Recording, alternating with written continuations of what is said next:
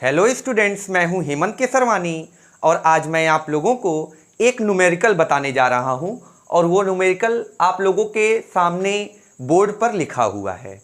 ठीक है, और इस न्यूमेरिकल को हल करने के बाद जो रिजल्ट आएगा, जो आंसर आएगा, आप उसे देख करके आप बिल्कुल आश्चर्यचकित हो जाने वाले हो। तो इसलिए इस न्यूमेरिकल को जरूर देखिएगा, चाहे किसी भी क्लास का बच्चा हो, 9th का हो, 10th का हो, 11th का हो, 12th का हो, किसी भी क्लास का बच्चा हो, लेकिन इस न्यूमेरिकल को आप लोग बहुत ध्यान से देखिएगा, क्योंकि आवेश के बारे में तो 9th से ही आप लोग जानते हो कि वैद्युत आवेश क्या होता है। और वैद्युत आवेश का जो मात्रक है 1 कूलाम, ये कितनी बड़ी राशि है इसके बारे में आप लोगों को शायद नहीं पता होगा। तो इस आंकिक प्रश्न को हल करने के बाद जो उत्तर आएगा, उस उत्तर को जान करके, देख करके आप आश्चर्यचकित हो जाओगे। तब आपको पता चलेगा कि 1 कूलाम जो है कितनी बड़ी राशि है। जैसे कि अगर हम आपसे बोल दें कि 1 मीटर, तो आपको एक अंदाजा लग जाता है कि 1 मीटर कितना होगा, या 1 किलोमीटर, या फिर 1 किलोग्राम। इस प्रकार से बहुत सारी भौतिक राशियां हैं जिनका उपयोग हम अपने दैनिक जीवन में करते हैं। तो आपको एक अंदाजा है कि वो राशि कितनी बड़ी है, वो अमाउंट कितना है। ठीक है, लेकिन वैद्युत आवेश में जो 1 कूलाम है वो कितना है, ये शायद आपको नहीं पता होगा। लेकिन इस आंकिक प्रश्न को हल करने के बाद उत्तर से हम लोग समझ जाएंगे कि 1 कूलाम कितनी बड़ी राशि है। ठीक है, तो चलिए ज़्यादा बात नहीं करते हैं, इस आंकिक प्रश्न को पढ़ते हैं, फिर इसमें जो जरूरी चीज़ें हैं उनको लिखते हैं। ठीक है, तो प्रश्न ये है कि यदि किसी पिंड से 1 सेकंड में 10⁻9 इलेक्ट्रॉन किसी अन्य पिंड में स्थानांतरित होते हैं तो 1 कूलाम आवेश स्थानांतरण में कितना समय लगेगा। बहुत सरल सा प्रश्न है। तो आंकिक प्रश्न को हल करने का तरीका, फर्स्ट स्टेप यही है कि पहले आंकिक प्रश्न को आप पढ़िए। ठीक है, अब सेकंड स्टेप पे आते हैं, और सेकंड स्टेप ये है कि पढ़ने के बाद जो समझें हम उससे, और उसमें जो चीजें दी हुई हैं उन्हें लिखें। बहुत जरूरी है, जो उसमें दिया हुआ है आंकिक प्रश्नों में, उन चीजों को लिखना बहुत ही जरूरी है। क्यों जरूरी है? अगर आप सिस्टमैटिक ढंग से करोगे तभी आप सही तरीके से उत्तर ला पाओगे। अदरवाइज आपके इस प्रश्न को क्या, किसी भी आंकिक प्रश्न को हल करने की जो संभावना होगी, उसमें गलतियों की जो संभावना होगी वो बढ़ जाती है अगर सिस्टमैटिक ढंग से आप नहीं करते हो। तो चलिए लिख लेते हैं। यहां पर इलेक्ट्रॉन के स्थानांतरण की दर दी हुई है, तो यहां लिखते हैं इलेक्ट्रॉन स्थानांतरण की दर। ठीक है, तो इलेक्ट्रॉन स्थानांतरण की दर कितनी है आप देख लीजिए, वो है 10⁻9 इलेक्ट्रॉन प्रति सेकंड। ठीक है, बात क्लियर है? मतलब कि 1 सेकंड में 10⁻9 इलेक्ट्रॉन स्थानांतरित हो रहे हैं। यही क्या है? स्थानांतरण की दर है।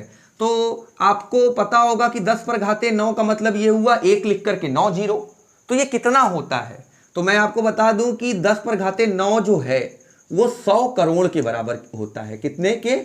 100 करोड़ के बराबर। या फिर अगर इसी को इंटरनेशनल सिस्टम में लिखें तो 1 बिलियन के बराबर होता है। कितना होता है? 1 बिलियन। तो आप सोच सकते हैं कि 100 करोड़ इलेक्ट्रॉन प्रति सेकंड स्थानांतरित किए जा रहे हैं। 10, 20, 50, 1000, 2000 नहीं, 100 करोड़ इलेक्ट्रॉन प्रति सेकंड स्थानांतरित किए जा रहे हैं। तो बहुत बड़ी राशि हुई 10⁻9। ठीक है, तो अगला काम क्या है? अब अगला काम यह है, कुल आवेश कितना स्थानांतरित करना है? 1 कूलाम। तो यहां लिख लेते हैं कुल आवेश। ठीक है, कुल आवेश को हम लोग कैपिटल Q से दिखा रहे हैं यहां पर, जो कि 1 कूलाम है, प्रश्न में दिया हुआ है। ठीक है, बात क्लियर है? इस प्रकार से। हाँ, अब आगे बात आती है कि 1 कूलाम आवेश में कितने इलेक्ट्रॉन होंगे। आगे अगर हमें प्रश्न को हल करना है तो हमें पता होना चाहिए कि 1 कूलाम आवेश में कितने इलेक्ट्रॉन होंगे। तो उसके लिए हमारे पास आवेश का क्वांटीकरण का सिद्धांत है। आप लोगों ने पढ़ा होगा, अगर नहीं पढ़ा है तो यहां पर देख लो, आवेश का क्वांटीकरण क्या होता है। तो लिखेंगे आवेश के क्वांटीकरण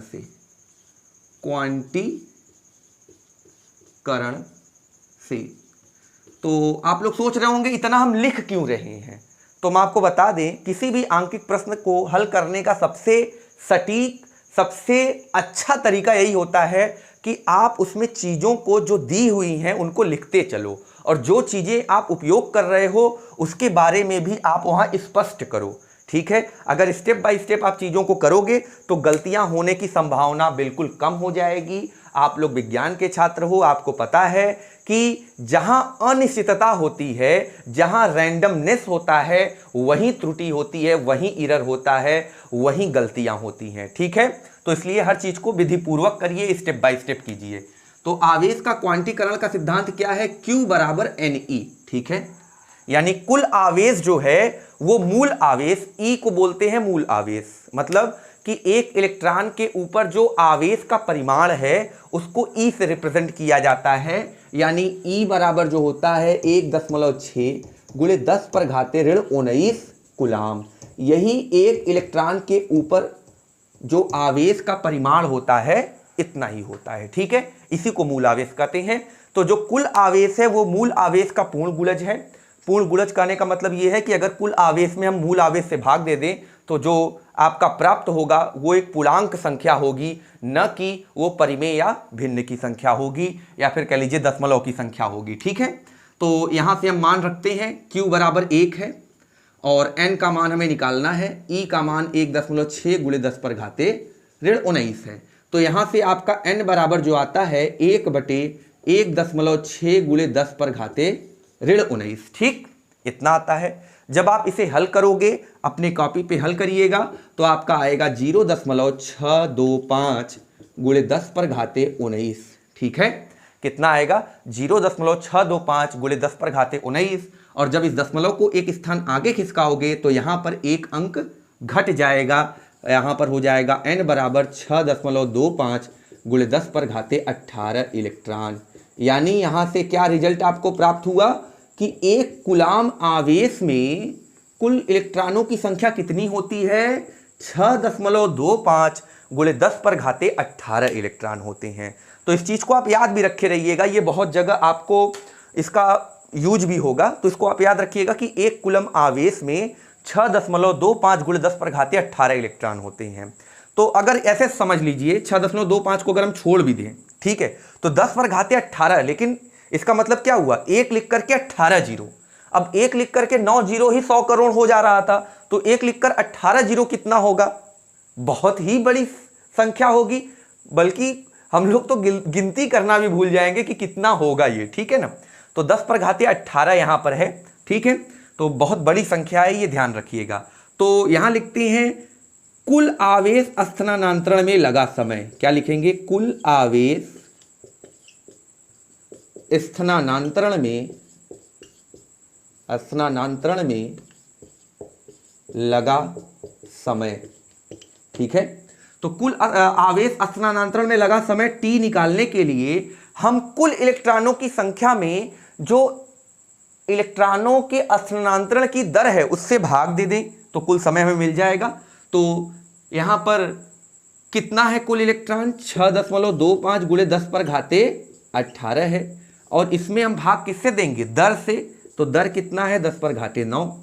तो आधार समान है, और भाग में अगर आधार समान हो तो भाग में घाते घटती हैं, तो यहाँ से 6.25 गुणे 10 पर घाते 9 सेकेंड आएगा। ये समय किस में आएगा? सेकेंड में। तो यहाँ पर आप देख रहे हो 10 पर घाते 9 सेकेंड। 10 पर घाते 9 सेकेंड मतलब 100 करोड़ सेकेंड। तो उत्तर तो यही हो गया, समय कितना लगेगा? 6.25 गुणे 10 पर घाते 9 सेकेंड। ठीक है, लेकिन सेकेंड यहाँ है, अगर हम इसी को घंटे में या दिन में या वर्ष में बदल लें तो ज़्यादा बेहतर रहेगा, ज़्यादा अच्छे से समझ पाओगे। 100 करोड़ सेकंड कितने दिन के बराबर होता है या कितने साल के बराबर होता है, अभी आपको पता चल जाएगा। ठीक है, तो ऐसे देखिए उत्तर क्या आया हमारा? 6.25 गुणे 10 पर घाते 9। ठीक है, ये किस में है? सेकंड में है। तो घंटे में बदलना होगा इसे, तो क्या करोगे? 60 गुणे 60। पहले 60 से भाग दोगे तो मिनट में आएगा, फिर 60 से भाग दोगे तो घंटे में आएगा, और फिर भी 24 से भाग दे दोगे किससे? 24 से भाग दोगे तो एक दिन में आ जाएगा, और अगर 365 से भाग दोगे तो वर्ष में आ जाएगा। बात समझिए कि ये सेकंड में है, और अगर हम 60 से केवल भाग देते हैं तो मिनट में कन्वर्ट हो जाएगा, फिर दोबारा 60 से भाग देते हैं तो घंटे में कन्वर्ट हो जाएगा, और 24 से भाग देते हैं तो दिन में, क्योंकि एक दिन में 24 घंटे होते हैं तो दिन में कन्वर्ट हो जाएगा, और 365 यानी एक साल में 365 दिन होते हैं तो 365 से भाग दे देंगे तो वर्षों में हो जाएगा। तो जब आप इसको सॉल्व करोगे ना, हम सॉल्व किए हुए हैं, तो आप भी अगर आप कॉपी पे सॉल्व करते हो तो आप पाओगे कि 0.0000198 गुणे 10 पर घाते 9, ये किस में हो जाएगा? वर्ष में। किस में हो जाएगा? वर्ष में। तो इतना वर्ष आएगा। कहोगे इसमें कौन सी बड़ी बात है? तो अभी देखिए समझ में आता है। इस दशमलव को अगर हम यहाँ पर एक के आगे करें तो कितना स्थान ले जाएंगे? 1 2 3 4 5 6 7 स्थान, यानी 1.98 गुणे 10 पर घाते ऋण 7 और 10 पर घाते 9। ठीक है, तो इसको हम जब हल करेंगे और तो 1.98 गुणे 10 पर घाते 2 आएगा। ठीक, और जब इसका 10 पर घाते 2 का गुणा कर देंगे तो 198 वर्ष हो जाएगा। ठीक है, ये सब वर्ष में है। तो यहाँ पर आप देख रहे हो कि ये जो सेकंड में समय है, इस सेकंड में समय को जब हम लोगों ने चेंज किया वर्ष में तो ये 198 वर्ष आया। आप समझ रहे हो बात को? हम क्या कहना चाह रहे हैं कि अगर हम 100 करोड़ 10 पर घाते 9 का मतलब 100 करोड़ इलेक्ट्रॉन प्रति सेकंड भी किसी वस्तु से निकाल करके दूसरी वस्तु पर डालें, ठीक है, तो भी हमें 198 साल लग जाएंगे केवल 1 कूलम आवेश उस वस्तु पर लाने के लिए। तो आप सोच सकते हैं कि 1 कूलम आवेश कितनी बड़ी राशि है। बात समझ रहे हैं ना कि हम क्या कहना चाहते हैं कि अगर हम 100 करोड़ इलेक्ट्रॉन हर सेकंड भी स्थानांतरित करें इस मार्कर से किसी दूसरी वस्तु पर, तो इस मार्कर पर 1 कूलम आवेश लाने में हमको 200 साल, लगभग 200 साल या कह लीजिए 198 वर्ष लग जाएंगे। तो हमें लगता है कि आपको समझ में आ गया होगा कि 1 कूलम जो है वो कोई छोटी मोटी राशि नहीं है, बल्कि ये क्या है? बहुत बड़ी राशि है। ठीक है, हम यूज तो कर लेते हैं लेकिन इस चीज को फील नहीं कर पाते कि 1 कूलम आवेश कितना होगा। तो 1 कूलम आवेश सोच लीजिए इतना बड़ा राशि है कि अगर हम 100 करोड़ इलेक्ट्रॉन प्रति सेकंड भी स्थानांतरित करें तो हमें 200 साल लग जाते हैं लगभग, या कह लीजिए 198 वर्ष लग जाते हैं मात्र 1 कूलम आवेश उस वस्तु पर लाने के लिए। तो उम्मीद करता हूं कि इस क्वेश्चन को देख करके समझ करके आपको मज़ा आया होगा, और मज़ा आया तो वीडियो को लाइक कर लीजिएगा, और पहली बार चैनल पे हैं तो चैनल को सब्सक्राइब कर लीजिएगा। मिलते हैं आप लोगों से नेक्स्ट वीडियो में, तब तक के लिए आप सभी को नमस्कार।